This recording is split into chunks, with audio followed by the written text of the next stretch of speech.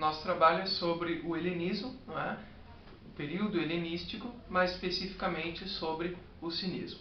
A parte que eu vou apresentar é sobre a Revolução de Alexandre Magno, que marcou de fato a passagem da época clássica, né, na época referente à Grécia Antiga, para a época helenística, nascida da decisão do Império de Alexandre Magno. Mas antes, para nós entendermos como isso aconteceu, é necessário compreendermos o que foi essa Revolução de Alexandre Magno, que de fato marcou a passagem da época clássica para a época helenística. De fato, são poucos os eventos históricos que marcam a passagem de uma época para outra. A Revolução de Alexandre Magno se destaca justamente por isso, porque foi um evento histórico desta índole.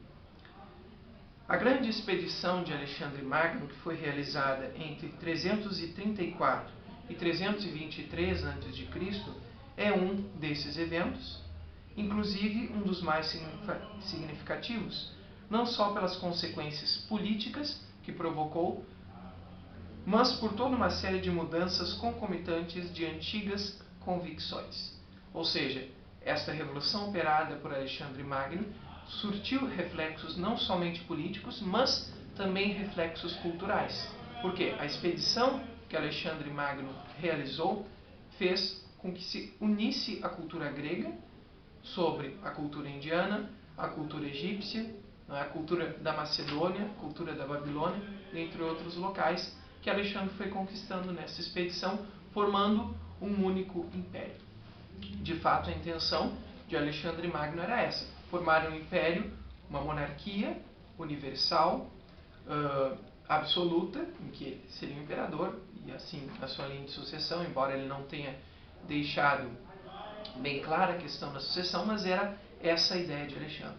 Foi o que ele realizou com essa expedição, em pouco tempo relativamente, e mesmo porque seu tempo de vida foi muito curto. Faleceu aos 33 anos de idade.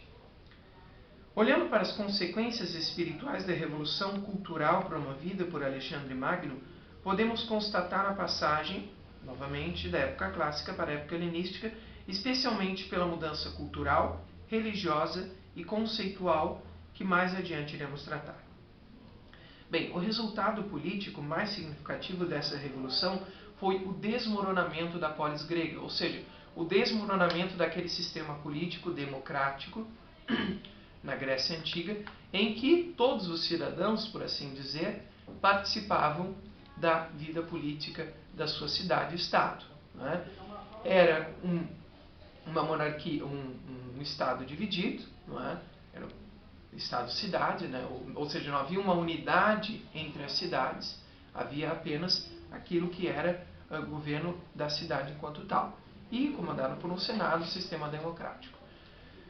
Vejam, o que Alexandre fez foi de uma mudança tão concomitante, tão significativa, que acabou com aquele sistema político e passou de um extremo para o outro, de um Estado democrático, de um Estado, por assim dizer, olhando numa análise ideológica, um Estado progressista, para um Estado mais conservador, para um Estado monárquico. Nesse contexto, uma realidade filosófica elaborada a partir do conceito de cidades-estado, onde a democracia era exercida por todos os cidadãos e onde os cidadãos participavam ativamente da vida da polis, como já foi falado. Torna-se obsoleta esta realidade, desnecessária e com grave perigo de extinguir-se. A não ser que houvesse uma grande reelaboração de conceitos, o que mais tarde aconteceu. No que se refere ao conceito de Estado imposto por Alexandre, seu projeto consistia em uma monarquia divina, universal, que deveria unir não só diversas cidades, como também povos e culturas diferentes, das até conhecidas pelo mundo grego. Então, como falávamos, os valores fundamentais da vida da Grécia Antiga, que constituem um ponto referencial da ação moral teorizada por Platão e Aristóteles, grandes filósofos da Grécia Antiga, em suas obras República e Política, foram profundamente modificados. Né? Essas obras deles, toda a sua teoria, foram consideradas descartáveis na nova realidade política que se instalava, nova realidade cultural, religiosa, enfim. Então, isso tudo, né, marcou uma época. Depois da morte de Alexandre, como ocorreu a divisão do Império? Bem, não vou entrar em detalhes muito explícitos, né? O que acontece é que Alexandre, depois de sua morte aos 33 anos, uma idade significativa historicamente, depois de sua morte não deixou bem clara a questão da sucessão, quem iria suceder no trono. Ele tinha um irmão, Filipe, se eu não me engano, e este sofria de problemas mentais. Tinha também um filho que nasceu após a sua morte, Alexandre IV. E ambos não foram figuras muito expressivas, acabaram assassinados. Então, os generais de Alexandre, chamados diádocos, começaram a brigar pela liderança do Império de Alexandre. E assim aconteceu durante anos e anos.